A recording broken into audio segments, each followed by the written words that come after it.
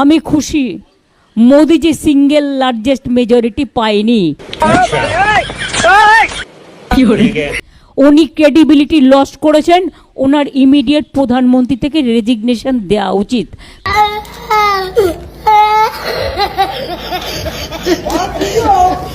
দিদির মুখে এই ধরনের কথাগুলি শোনার পর অনেক টিএমসি সমর্থকেরাই হয়তো ঘুমিয়ে ঘুমিয়ে স্বপ্ন দেখছেন যে বাংলার হাওয়াই চটি দিল্লির লালকেল্লায় দাঁড়িয়ে জয় বাংলা বলবে আর ইন্ডিয়া জোট সরকার গঠন করবে। তাদেরকে বলে দিই, সরকার মোদিজির আছে আর মোদিজির সরকারই থাকবে। এ কারণে বিজেপির সমর্থকদের বলছি, বস টেনশন लेने का नहीं, টেনশন देने का।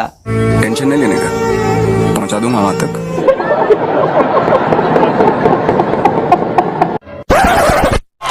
চাকরি না পেয়ে বাংলার মায়েরা কামাচ্ছে মাথার চুল, চাকরি না পেয়ে বাংলার মায়েরা প্রতিবাদে কামাচ্ছে মাথার চুল, আর অন্যদিকে বাকি মায়েরা 1000-1200 টাকা ভাতা পেয়ে ভাবছে আমরা করছি না কোনো ভুল। দিদি 1000 টাকা দিচ্ছে, আমাদের স্বামীর কাছ থেকে হাত পাততে হচ্ছে না, স্বামীর কাছ থেকে হাত পাততে হচ্ছে না। রুকো যারা, সবার করো। স্ত্রীর লক্ষ্মীর ভান্ডার থেকে 1000 টাকা হাতানোর জন্য স্বামীকে মারধর করলো স্ত্রী। লক্ষ্মীর ভান্ডার থেকে 1000 টাকা হাতানোর জন্য স্বামীকে মারধর করলো স্ত্রী। দেখো বোঝো অবস্থা। কি বাঙালি, সব ঠিকঠাক আছে তো নাকি? কারণ আজকের ভিডিওটা অন্য রকমের হতে চলেছে। কারণ লোকসভা নির্বাচনের ফলাফল বেরিয়ে গিয়েছে, কেন্দ্রে আবার মোদী সরকারই ফিরে আসছে। আর এই সব কিছুর মধ্যেই এই হাওয়াই চটিকে যারা পুজো করেন, যারা দিনরাত এই হাওয়াই চটিকেই চাটেন, তারা হয়তো ভেবেই নিয়েছিলেন যে এবার তারা দিল্লিতে সরকার গঠন করছেন, কিন্তু তাদের সব পরিকল্পনার মধ্যে আগুন লাগিয়ে দিল ইন্ডিয়া জোট। তাহলে আসুন আজকে দেখি বাংলায় হেরে যাওয়া টিএমসির দেবাংশু আর সুজাতা মণ্ডল কি বলছেন। এই দুই ভাই বোনকে নিয়ে কথা তো হবেই, পাশাপাশি বাকি তৃণমূলের নেতাদেরকে নিয়েও একটু চর্চা করা যাক। যা দেখার পর, যাদের কথা শোনার পর আপনারা নিজেদের হাসি থামিয়ে রাখতে পারবেন তো? আমরা একবার সরাসরি কথা বলার চেষ্টা করব। গণনা এখনো শেষ হয়নি, কিন্তু তৃণমূল কংগ্রেস অনেক জায়গাতে এগিয়ে আছে। কি বল? এটা আমাদের ন্যায়ের জিত, এটা আমাদের ন্যায়ের জিত, এটা আমাদের ন্যায়ের জিত, আমাদের ন্যায়ের জিত, এটা বাংলার জিত, এটা অভিষেক ব্যানার্জির জিত, এটা মমতা ব্যানার্জির জিত।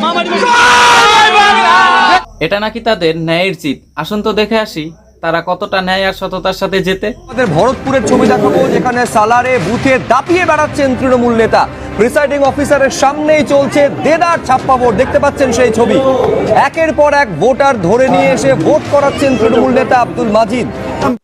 यही नहीं, अभी और सुनिए। প্রিসাইডিং অফিসার রয়েছেন, তিনি তার সামনেই চলছে ছাপ্পা ভোট। দেখুন, আপনি কি ছাপ্পা মারছেন বুথে? আপনার পরিচয় কি? আপনার গলাতে কোনো, আপনি এখানে ঢুকে যান, আপনার কি পরিচয় আছে বুথে? এটা আমাদের ন্যায়ের জিত। এনারা এভাবেই ন্যায় আর সততার সাথে জেতেন বলেই আজকে এনাদের দলের বেশিরভাগটা তিহার জেলে। বসুন, এসব আমি জানি। একটা দেখা যাচ্ছে লক্ষ্মীর ভান্ডার সব থেকে বড় ইস্যু। সেই ইস্যুকে একেবারে দেখা যাচ্ছে যে এখানে একটা মডেল করে সেখানে কিন্তু এই মুহূর্তে সেলিব্রেশন হচ্ছে। একবার কথা বলার চেষ্টা করবো। এই যে লক্ষ্মীর ভান্ডার মাথায় নিয়ে সেলিব্রেশন চলছে, কি বলবেন? नहीं, ये सेलिब्रेशन है फेकू प्रधानमंत्री का विरुद्ध सेलिब्रेशन है। ये सेलिब्रेशन है लक्ष्मी भंडार, रूपश्री और बांग्ला मानुष के लिए सेलिब्रेशन है, ये पूरे समाज के लिए सेलिब्रेशन है। ये लक्ष्मीर भंडार का सेलिब्रेशन है, ये रूपश्री का सेलिब्रेशन है, ये যুব সমাজ का सेलिब्रेशन है।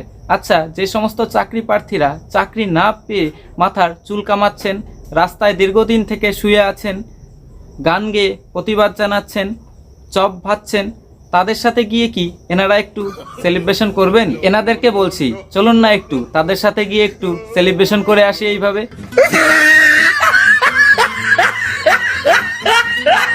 আমরা এই বঞ্চনা সহ্য করতে পারছি না। দীর্ঘ 11 বছর আমাদের জীবন থেকে কেড়ে নেওয়া হলো। আমার বাড়ি সব কিছু শেষ হয়ে গেল। কে চালাবে? আমার বেঁচে থেকে কি লাভ আছে? আর কিছু করার মতো নেই। দিদির কাছে কঠোর করে অনুরোধ করছি, দিদি আমাদেরকে স্কুলে যেতে দেন, চাকরিটা অন্তত দেন।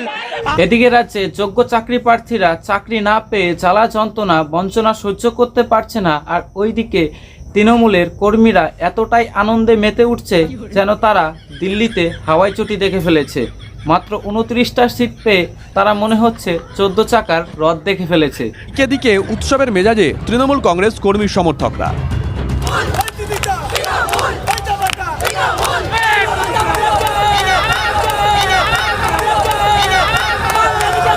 আরে এই কাকা তো এমনভাবে সেলিব্রেশন করছে, এমনভাবে লাফাচ্ছে, মনে হচ্ছে কাকা একটু জয় বাংলাটা বেশি খেয়ে ফেলেছে।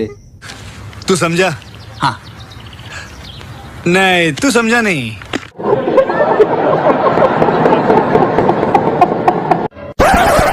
আর হ্যাঁ, তৃণমূলের অনেককেই দেখছিলাম যারা কিনা বলছেন যে অযোধ্যায় রাম মন্দির তৈরি করার পরেও বিজেপি হেরে গেল। তাহলে বলে দেই, আপনাদের জন্য একটি সুখবর রয়েছে। আপনাদের তৃণমূল দলের দেবের অংশ, রামের অংশ দেবাংশু, সেও তো তমলুকে গোহারান হেরে গেল। চাইবো যে সিপিআইএম নিয়ে চিন্তা না বিজেপি নিয়ে চিন্তা তমলুকে?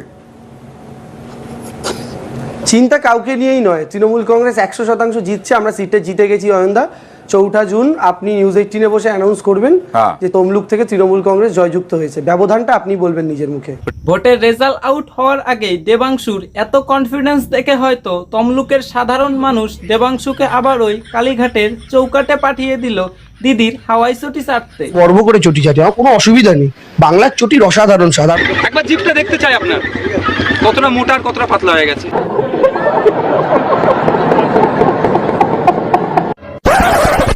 আর এই সব কিছুর থেকেও বড় কথা হচ্ছে, অযোধ্যায় বিজেপি হেরে যাওয়ার পর থেকেই অনেক তৃণমূলী নেতা নেত্রীদেরকে দেখছিলাম বলা বলি করছেন যে অযোধ্যায় ভগবান শ্রীরাম বিজেপিকে চাইছেন না। তাহলে কি আমরা বলতে পারি বাংলায় রামের অংশ, দেবের অংশ দেবাংশুকেও কেউ চাইছে না?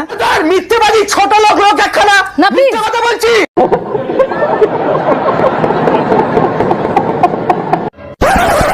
দিদি আর মোদির মধ্যে দুটো তফাৎ আছে। মিল হচ্ছে কি, দুজনের নামই দুটো অক্ষরের, আমরা বলি মোদি, আমরা বলি দিদি। কিন্তু দেখুন তফাৎটা কোথায়, মোদিজিও কিন্তু ছোটবেলায় চা বিক্রি করতেন, আর দিদিরও ছোটবেলায় বাবা মারা গিয়েছিল, ভাই বোনদের পড়াশোনা শেখানোর জন্য টিউশনি করতেন, আর দুধের সেলস গার্ল ছিলেন। হরিণঘাটা দুধ বলে কোম্পানি ছিল, জানেন তো, একসময় কাঁচের বোতলে বিক্রি হতো, সেটা মমতা বন্দ্যোপাধ্যায় সেটাও পর্যন্ত বিক্রি করেছেন একসময়। দুজনেই এরকম গরিব ছিলেন। এই দেবাংশুর মতো চটি চাটারা না থাকলে হয়তো আমরা কেউ জানতেই পারতাম না যে আমাদের দিদি একটা সময় দুধও বিক্রি করতেন, আর মোদি চা বিক্রি করেছেন, এটা তো আপনারা প্রত্যেকেই জানেন।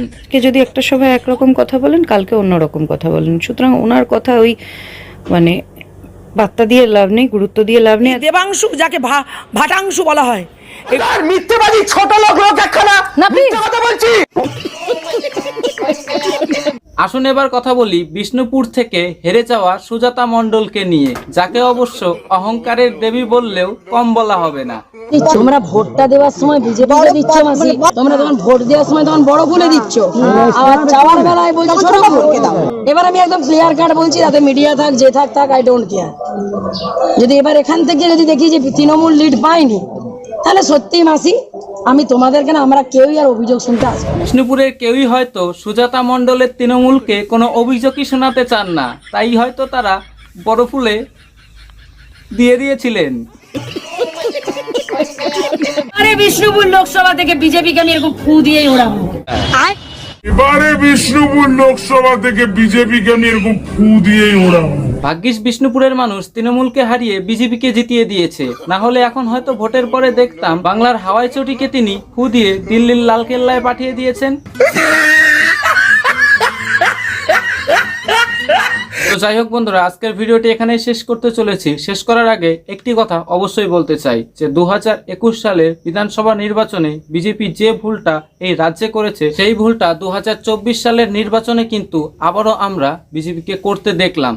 তো আরেকটা কথাও কিন্তু ভুললে চলবে না যে ভুল থেকেই লোকে কিন্তু শিক্ষা নেয়। তো সেই শিক্ষা নিয়ে বিজেপি যদি সামনে আরও এগোয়, আশা করি সামনে আরও খুব ভালো কিছু করতে চলেছে। তো এ কারণেই সকলকে বলবো, টেনশন लेने का नहीं बॉस, টেনশন देने का। তো যাই হোক, আজকের এই ভিডিও এখানেই শেষ করছি। ভিডিওটি ভালো লেগে থাকলে অবশ্যই শেয়ার, লাইক, কমেন্ট এবং চ্যানেলটি সাবস্ক্রাইব করে আমাদের পাশেই থাকবেন। ধন্যবাদ।